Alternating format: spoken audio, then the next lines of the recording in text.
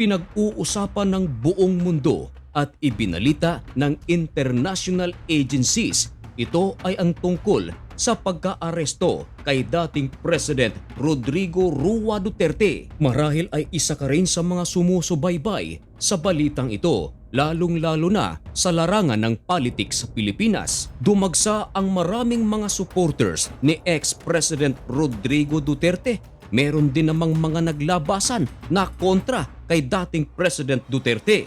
Ayon sa kampo ni FPRRD, illegal daw ang pagkakaaresto kay dating Presidente Rodrigo Duterte dahil wala raw ipinapakita na warrant of arrest ang mga dumakip sa kanya. Maging si President Rodrigo Duterte ay humihingi ng kopya ng warrant of arrest. Kino-question din ng kampo ni FPRRD ang ginagawa ng gobyerno sapagkat kahit doktor nito, abogado at pagkain ipinagbabawal na makalapit kay dating Presidente Rodrigo Duterte. Yan ang ating pag-uusapan sa bidyong ito.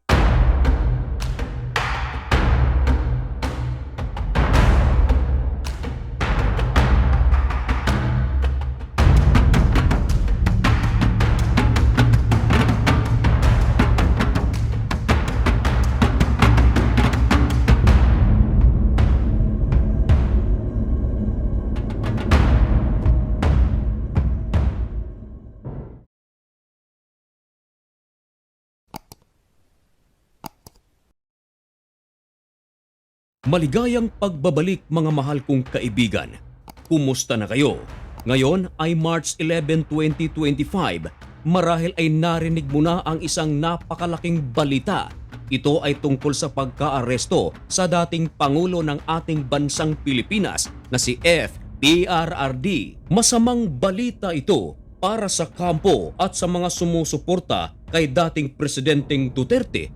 Pero marami rin ang mga nagbubunyi dahil sa kumakampi sila sa administrasyon. At ang grounds ng ICC kung bakit kinakailangang arestuhin si FPRRD, ito ay tungkol sa kampanya ng nakaraang administration, ang tinatawag na War on Drug ni Pangulong Rodrigo Duterte. Ayon sa ICC, may paglabag raw ito sa human rights dahil marami daw ang mga nasawi at ang iba rito wala raw kasalanan. Marami ang mga nagtataka. Marahil ay isa ka rin sa mga nagtatanong kung bakit nakalusot ang warrant of arrest ng ICC laban kay FPRRD. Ang Pilipinas ay matagal nang pumalas sa ICC.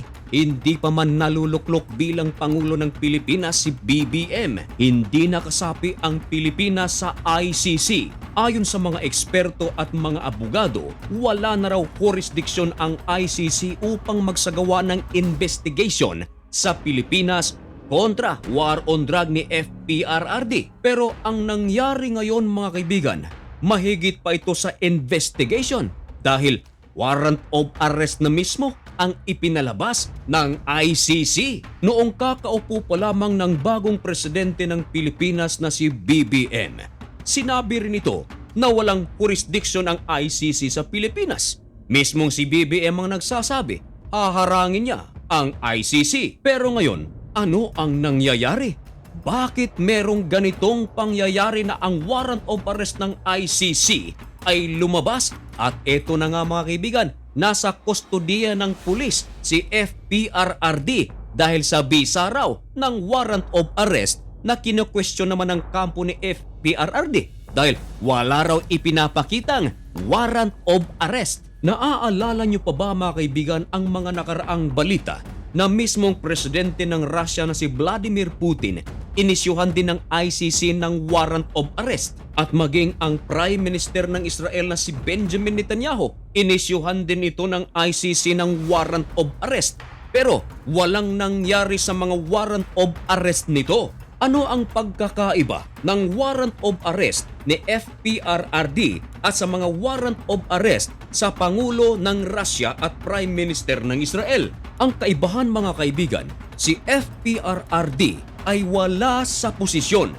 Ibig sabihin mga kaibigan, hindi siya gaanong makakadepensa sa kanyang sarili. Samantalang, ang presidente ng Russia at ang Prime Minister ng Israel sila ang mga nasa mataas na posisyon sa kanilang bansa. Ang punto rito mga kaibigan ay walang magagawa ang ICC kung ang mataas na pangulo ng isang bansa ay merong gagawin laban sa ICC, lalong-lalo na kung ang isang bansa ay hindi nakasapi ng ICC, gaya ng Israel at Russia. Ang Pilipinas, ganun din, hindi naman ito kasapi ng ICC. Pero bakit nakapasok pa rin ang ICC at nag-issue pa ng warrant of arrest? Simple lang mga kaibigan, ito ay pinahintulot.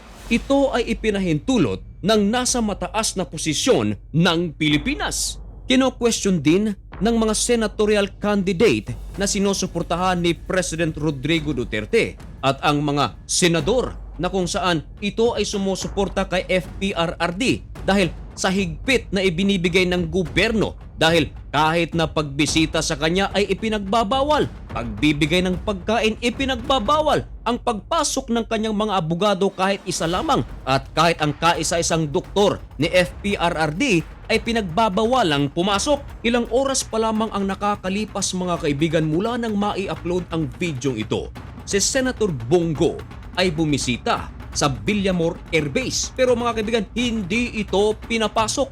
Nagdala ito ng pizza dahil tawag ng tawag raw ang kampo ni President Duterte, gutom na raw ito. Pero ang masaklap mga kaibigan, kahit pizza ay bawal ipasok. Ang rason naman ng mga nagbabantay sa Villamor Air Base kung bakit bawal magpasok ng pagkain, baka raw ang pagkain ay lagyan ng lason. Take note mga kaibigan, ang nagdala ng pizza ay si Senator Bongo, kaalyado ni FPRRD. Lalagyan ba naman ng lason ito ni Senator Bongo? Mga kaibigan, kutob ko lang naman ito. Hindi naman sa pinangungunahan ko ang pangyayari. Hindi natin maikakaila mga kaibigan na napakarami pa ng mga taong sumusuporta sa angkan ni Duterte. Of course, meron ding mga sumusuporta sa Marcos. Pero mga kaibigan, hindi natin maikakaila na sa social media at sa iba't ibang probinsya sa Pilipinas, makapal pa ang mga Dutertenians. Kaya ang kutob ko, maaaring mali ako, maaaring tama ako, na sa mga susunod na araw mga kaibigan, malaki ang mangyayari sa Pilipinas dahil hindi mananahimik ang mga supporters ng dating Pangulong Duterte. Sa ating mga supporters o sa lahat ng mga manunood o nanonood ng bidyong ito, ano ang inyong masasabi tungkol sa pagka-aresto kay FPRRD? Makatarungan ba ito o iligal?